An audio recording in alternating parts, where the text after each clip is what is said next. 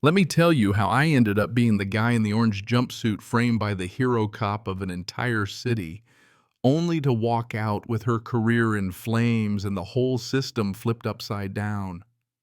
Sounds like something out of a movie, right? You ever wake up in a place where everything is so shiny and perfect on the surface, you just know there's something rotten underneath? That was Lakeshore, a city so proud of its glass towers and tree-lined parks, so in love with its own reflection, nobody wanted to look in the shadows. For 6 months, I lived in those shadows, playing the part of a man named Kai, drifting from job to job, tough enough to fit in with the local muscle, invisible enough for nobody to ask questions. But the truth was, I was Damon Cross, Special Agent FBI. My mission, dig up the corruption festering in the Lakeshore Police Department, especially in a crew they called the Night Watch. These weren't your run-of-the-mill bad apples. These were cops running their own side hustle, skimming drug money, pushing confiscated narcotics back onto the street, making sure every witness who spoke up got a visit in the night. And at the very top, Captain Isilda Richter, social media darling, the city's golden girl, all sharp uniforms and carefully staged Instagram smiles. You know, the type hero by day, tyrant by night. It all blew up one muggy Thursday night. I was parked on a dead-end street watching a small-time dealer waiting on a shipment I knew was dirty evidence from a police lockup, recirculated through the Night Watch's hands. My FBI handler Faye and her team were a mile away in a van watching the feeds from micro-drones ready in case things went sideways. But it wasn't the dealer who showed up, it was Richter herself, rolling up in a squad car, her blonde hair under her cap, swagger turned up to 11 tactical gear, shining under the streetlights. Right then I knew this wasn't just a bust, this was a show her show, and I was the villain in her script. She walks up, flashlight in my face, every movement rehearsed for the body cam and probably her next viral clip. Out of the car, hands where I can see them. I kept my cool years undercover, teach you how to breathe when someone wants to make you a headline. But when I stepped out, I saw it in her eyes. I wasn't a man to her. I was a story, her monster in the dark. She made a big scene for the camera, called her rookie. Over had him fumble the cuffs while she searched my car, and wouldn't you know it, discovered a pistol under the seat. One that, of course, she'd slipped in herself, sleight of hand straight out of a crooked cop's playbook. Weapon. "He's armed," she shouted, giving the cameras a clean narrative. Dangerous black man, brave captain, saves the day.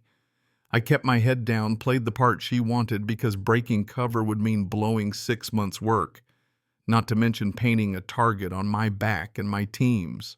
But it wasn't enough for her. She wanted a struggle, something for her highlight reel. So she yelled, "Stop resisting!" And before I could blink, she hit me with her taser, kept it on longer than any cop manual allows.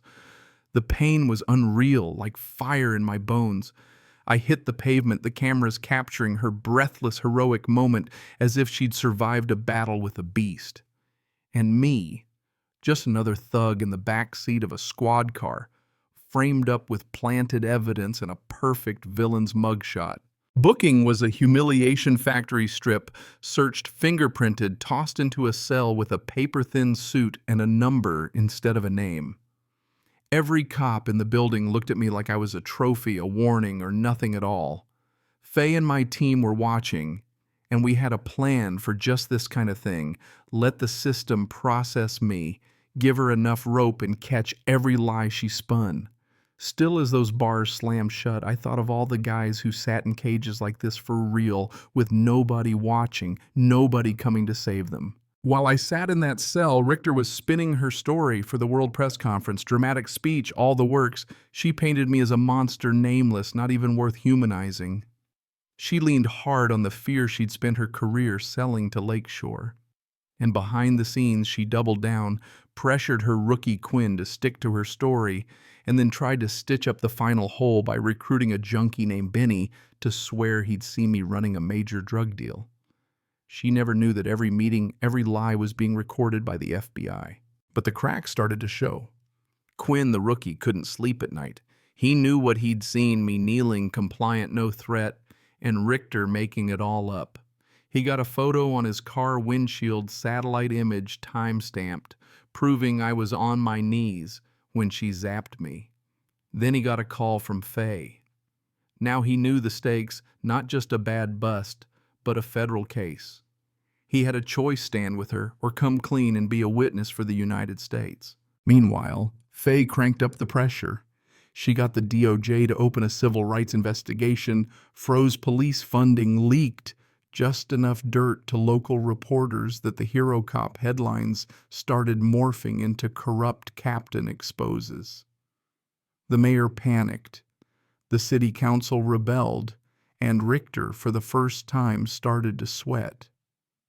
She tried to tie up her last loose end, me, by manufacturing more evidence, but every step only gave us more ammo. Quinn finally broke. After letting a terrified teenager go with just a warning saw in that kid's eyes, the same fear he'd seen in mine, he picked up a burner phone and called Faye. They met in a diner. She laid out the evidence, and he agreed to testify. He'd be the crack in the blue wall, the voice from inside, and he knew it could cost him everything, but he chose truth over silence.